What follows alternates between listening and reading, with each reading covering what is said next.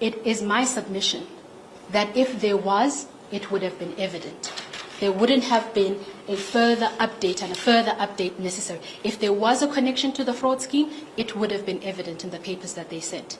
If there was a basis, a reasonable and probable cause for her to be charged, it would have been evident in the extradition framework and paperwork that they sent.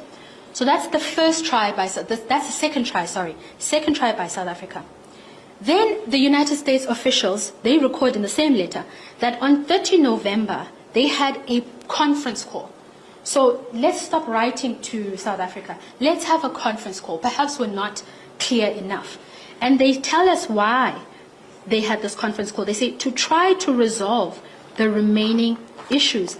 But ultimately, we were left with open questions as to whether the facts supported the proposed charges.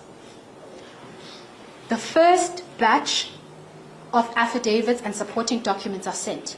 The United States has questions.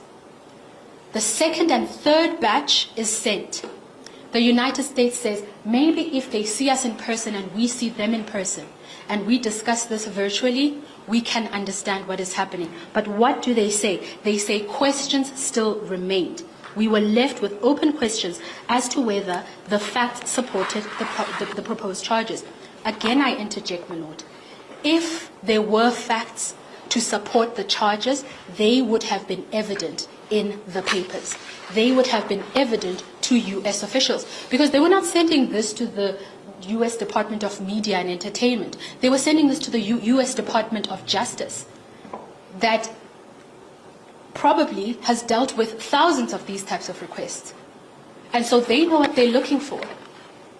And so if it was there, if there were facts to support, they would have been evident in the papers.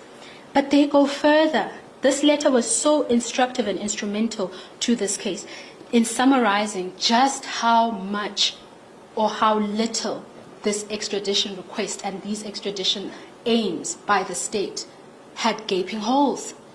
They say that on 12 January 2023, so the following year, they started in 18 April the previous year, the following year, the U.S. Department of Justice says prosecutors provided additional information on the legal analysis of the proposed charges, but did not provide additional factual support for those charges.